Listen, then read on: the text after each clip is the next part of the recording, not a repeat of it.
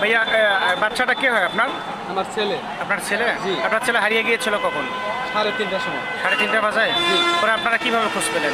আমরা খোঁজ পাইছি, পরে আমার ছেলে ফোন দিচ্ছে একজনের নাম্বার দিয়া। জি। পরে ওই নাম্বারে যোগাযোগ করছি, পরে উনি গাজীপুর পুলিশ বক্সে এসে পুলিশের হেফাজতে রাখছে। আচ্ছা, আপনারা কি পুলিশের সাথে যোগাযোগ করে পরে আমরা আসছি। আচ্ছা, আপনারা কি এই বিষয়ে কোনো অভিযোগ দিয়েছিলেন থানায়? জি না। আচ্ছা, তোমার কে হয় আব্বু উনি? তোমার আব্বু? তোমার পাশে যিনি আছে উনি কে হয়? আপনি আপনার বাচ্চা কিভাবে সন্ধান পেলেন? বাইক কইল যে পুলিশ ফাঁড়িতে ওই জায়গায় একটা খোলা আছে, এই আমার খোলা হেফাজত আছে, তুমি জায়গায়।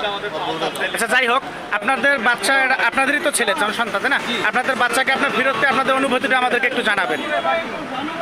বাচ্চা ভাইয়া আচ্ছা, আপনার এই বিষয়ে তো কোনো থানায় অভিযোগ করেন নাই, করেছেন? হ্যাঁ, দেখে এখন আপনাদের সন্তুষ্ট তো? আব্বু, তোমাকে কে নিয়ে আসছিল এখানে? তুমি একাই আসছিলা? কেন আসছিলা বাবা? ভালো লাগে না? এটা কোনো কথা হলো? তোমার আব্বু আম্মুকে ফালায় তুমি এখানে একা চলে আসলা? আরও এরকম আসবা? আর আসবা না? এরকম এসো না বাবু। হ্যাঁ, যাই হোক, আপনাদের বাচ্চা তো আপনারা ফেরত পেয়েছেন, তাই না? আপনাদের কোনো অভিযোগ আছে? হ্যাঁ, সুন্দর মতো ফেরত পেয়েছেন তো? আপনাদের বলবো দর্শক দেখতে পাচ্ছেন, অবশেষে বাচ্চাটাকে তার পরিবারের কাছে আমরা ফিরিয়ে দিতে পারি, অনেক আনন্দিত। যদি খেয়াল রাখুন, এই ধরনের ছোটো বাচ্চাদেরকে কখনো কোনো আঘাত করবেন না, যেটার কারণে তাদের মনের ভিতরে কোনো ধরনের ক্ষোভ সৃষ্টি হয়।